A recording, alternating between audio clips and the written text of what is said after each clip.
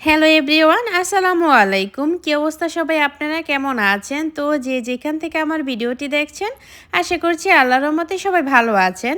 তো আজকে বাইরে বৃষ্টি হচ্ছে, আপনার ভাইয়া বাসায় কাজে যায়নি, আর আমি সাইমন সাহেবকে সকালে স্কুলে দিয়ে এসেছিলাম।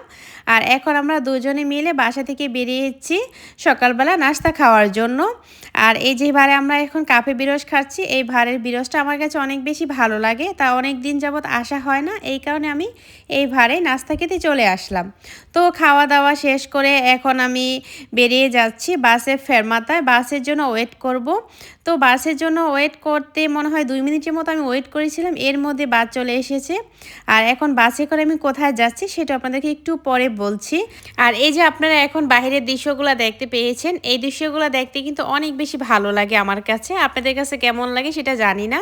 আর এই দিকটা কিন্তু একটু গ্রাম সাইড, তো এই কারণে আমার অনেক বেশি ভালো লাগে। আর আমরা যেখানে থাকি ওইটা একদম টাউন প্রপারে, আর এদিকটা একটু গ্রাম সাইড। তো আমরা এখন যাচ্ছি একটা সুপার শপে কিছু সবজি মাছ টাছ কেনাকাটা করার জন্য, আর ফ্রেশ মাংস এখানে এটা হালাল পাওয়া যায়।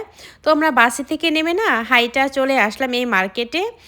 আর এই মার্কেটে হাইটা আসতে বাসে থেকে নেমে প্রায় 15 মিনিটের মতো সময় লাগে। তো প্রথমেই আমি সুপার শপে চলে আসলাম আর একটা টোকেন নিলাম। টোকেনটা নিয়ে আমি লাইনে দাঁড়িয়ে অপেক্ষা করব, কারণ এখানে না অনেক মানুষের ভিড়ভাট্টা, তো তাই আর কি টোকেন নিয়ে দাঁড়াতে হবে, একজনের পর একজন নিতে হবে। এখন আমি আমার পছন্দ মতো মাছ নিয়ে নিচ্ছি। আর এই যে দেখতেছেন না যে একটা মাছের কার্টুন, এই পুরো কার্টুন মাছে আমি এগুলা নিব। এখন ওরা এই কার্টুনের সহই আমাকে মাছটা প্যাকেটিং করে দিবে। মাছের যে পানিগুলো আছে সেটা কি করবে, একটা কার্টুনটাকে একটু ছিদ্র করে পানিটা ফেলে দিবে।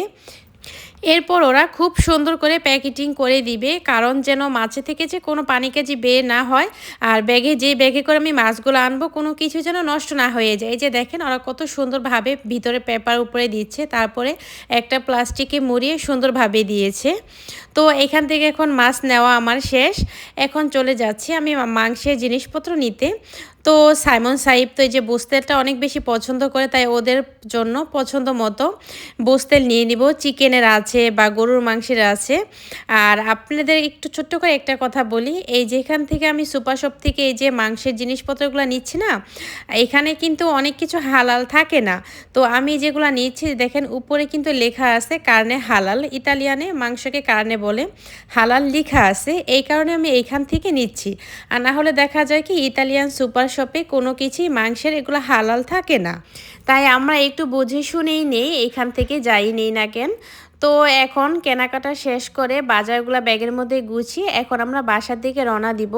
তো আজকে এই পর্যন্ত, ভালো থাকবেন, সুস্থ থাকবেন, বিদায় নিচ্ছি, আল্লাহ হাফেজ, আসসালামু আলাইকুম।